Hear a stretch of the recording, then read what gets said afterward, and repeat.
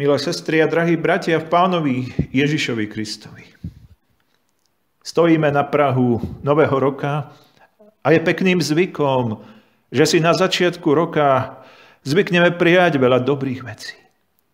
A medzi nimi nechýba zdravie, pohoda, láska, pokoj či úspech. Želáme si to aj vtedy, keď na to nie sú vonkajšie predpoklady.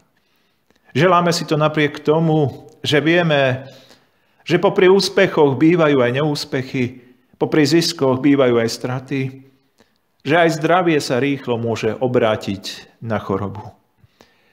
Rok 2020 bol dôkazom toho, že dobrý, pohodlný, zdravý a hlavne bezpečný život bez obmedzovania nie je vôbec samozrejmosť.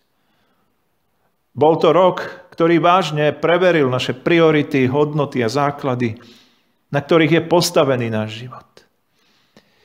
Mnohí sa pýtajú, aký bude tento začínajúci rok. V srdciach nosíme na jednej strane obavy a strach, lebo realita je taká, že pandémia je stále prítomná. Ale zároveň nosíme nádej, že sa ju podarí dostať pod kontrolu. A my sa budeme môcť vrátiť aspoň trochu k tomu predošlému životu.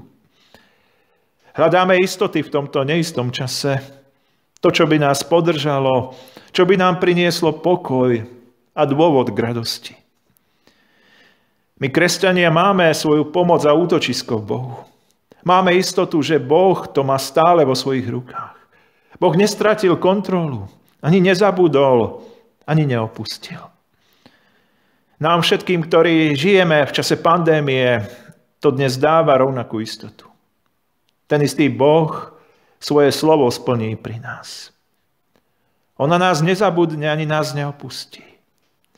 A o tom nám hovoria aj slova jeho zasľúbenia. Nenechám a neopustím ťa, hovorí Boh.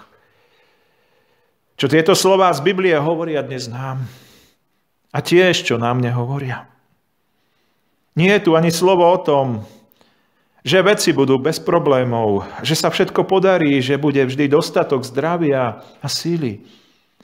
Ani že bude dosť peňazí, že už nebudeme zažívať žiadne obmedzenia a zákazy. Nie je tu žiadne uistenie o tom, že v tomto roku sa nám splnia naše všetky túžby, želania a očakávania. Je tu len slovo uistenia, nenechám a neopustím ťa, hovorí Boh. My do tohto nového roku vstupujeme s uistením o Božej prítomnosti a vernosti. A to nie je málo. Je to veľká výsada a milosť, keď vieme, že nie sme sami. Keď nám Pán Boh dáva prísľub o svojej prítomnosti, že nás neopustí, to neznamená, že automaticky posvedzuje každé naše konanie, každý náš úmysel či rozhodnutie. A práve v tých chvíľach, keď zlyháme, keď blúdime, keď nevieme ako ďalej, je dôležité a vzácne vedieť, že nie sme v tom sami. Že niekto pri nás stojí. A to nie preto, že sme toho hodní, ale preto, že sme ním veľmi milovaní. Viete, nie je nič mimoriadne, ak pri človeku stoja ľudia vo chvíľach jeho úspechu a slávy. Veď sú mnohí radi pri tom, lebo niečo z toho lesku a slávy padá aj na nich. Je však omnoho vzácnejšie a hodnotnejšie, ak pri človeku niekto stojí vo chvíľach jeho neúspechu, zlyhania a bezmocnosti. Je vzácnejšie, ak je niekto pri nás vo chvíľach bolesti, choroby a ťažkých zápasov. A Pán Boh je takýto priateľ, ktorý nám hovorí, budem s tebou v každej situácii. Neopustím ťa za žiadnych okolností. A to je dobré vedieť. Je dobré, ak na to nezabudneme ani v tomto novom roku, zvlášť v týchto ťažkých a neistých časoch pandémie. Tieto slová zazneli Jozuovi. A bolo to v situácii, kedy vstupoval do úlohy, do ktorej ho postavil Boh. Išlo o zaujatie zasľúbenej krajiny. Všimnime si to, že on mal od Boha prísľub, že sa mu podarí dosiahnuť ten konečný cieľ. Ale vieme, že to nešlo bez boja. A neraz to bolo otázne, či vôbec dosiahnu ten cieľ. O to dôležitejšie bolo vedieť, že Boh ho neopustí. To Božie zasľúbenie pre neho platilo pre tú úlohu, ktorú mu dal Boh.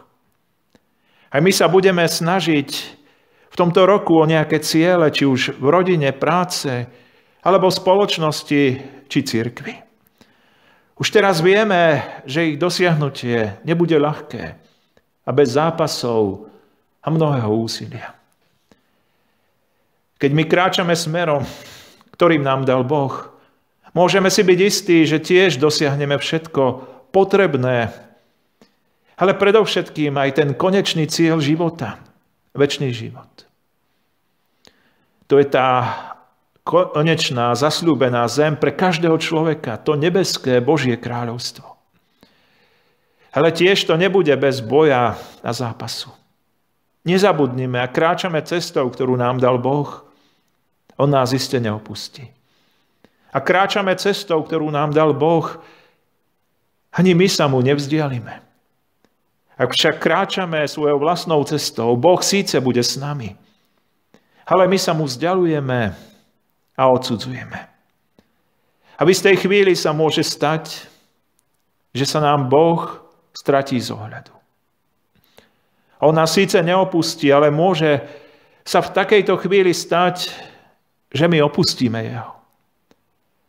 Ak však budeme v tomto roku kráčať po Božej ceste, nemusíme pochybovať o tom, že aj pre nás v plnom rozsahu platí to zasľúbenie tohto verša.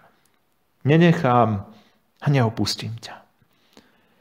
Preto hľadajme v tomto roku tú Božiu cestu pre náš život.